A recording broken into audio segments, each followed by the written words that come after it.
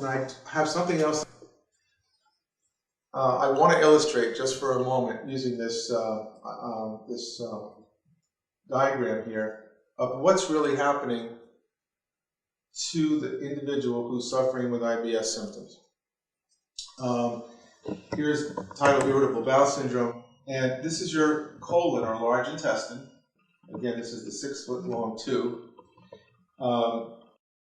Your small intestine here, which of course comes all the way back up to the stomach and all the way up to the esophagus. Sort of did that backwards. But you'll notice these narrowed portions of the large intestine are narrowed because they're going into spasms. The muscle wall, the muscle portion of the wall is spasming, the smooth muscle wall.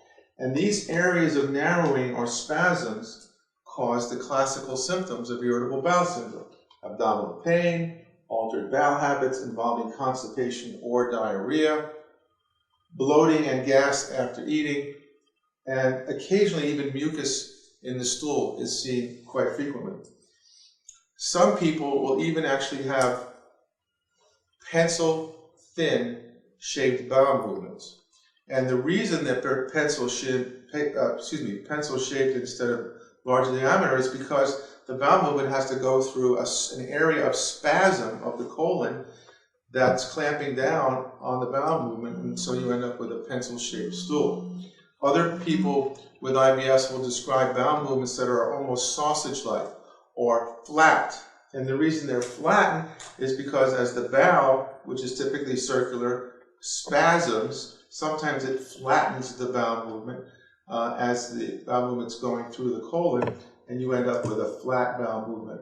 And these changes in the bowel movement, as far as the consistency and shape, of course concern most people, and they should, but again, frequently are related to just intestinal spasms.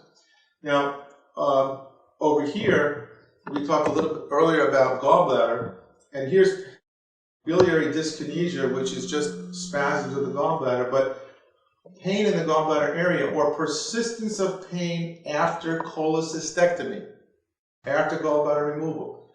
Persistence of pain in the gallbladder area after cholecystectomy is under the heading of irritable bowel syndrome. The location typically, and we'll talk more about location, for discomfort in the abdomen that's people most of the time will describe is sort of around the belly button, but it can be anywhere. And lastly, esophageal chest pain. Here's a diagram showing you the spasms occurring in the esophagus. And sometimes people with classic lower intestinal IBS symptoms will also have chest pain, atypical chest pain. Atypical in the sense that it's not the chest pain that you might worry about with regard to heart issues or ischemic heart disease or coronary artery disease, but chest pain that has a different pattern and comes and goes, and it can be associated with difficulty swallowing. And if you have acid reflux, for example, and you're taking your acid reflux medicine, you can see that the acid reflux medicine isn't going to necessarily protect you from the spasms of the smooth muscle wall of the esophagus if you have an irritable esophagus, again, part of irritable bowel syndrome. The treatment for this typically is the gastroenterologist, when he does an endoscopy, will dilate the esophagus and in many cases will interrupt the spasm and relieve the symptoms of chest pain and of course hopefully difficulty swallowing as well. So let's put that back down here, and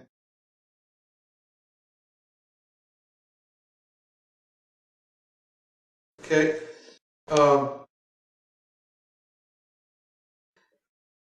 I want to talk for several minutes about sleep and IBS.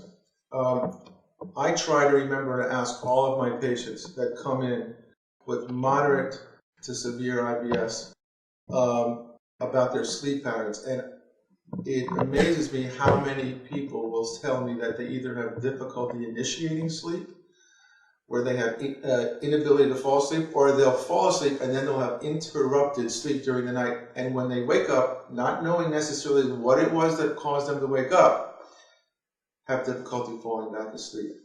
And that interrupted sleep pattern has been shown in studies to actually cause worsening IBS type symptoms, or more difficult to control IBS symptoms.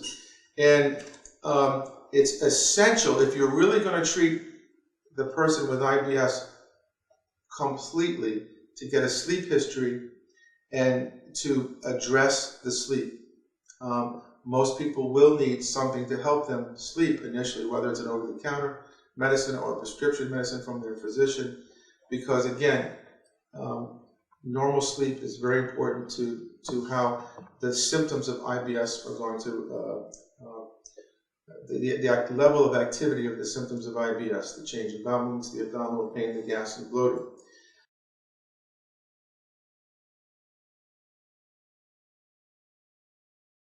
Another symptom that we hear quite frequently from our patients is, I'm sitting in church and I'm in a restaurant, or I'm trying to fall asleep at night, and I'm hearing the growling and the churning noise in the abdomen that are actually embarrassing me in church. I have to leave church because the person sitting next to me can hear me, or I can't fall asleep because everything's quiet except my intestine, and that's keeping me awake.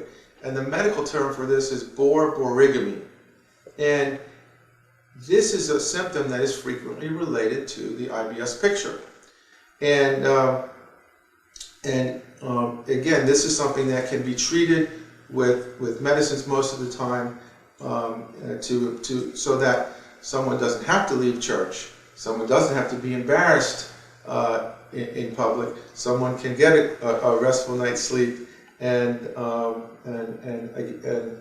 have better quality of life.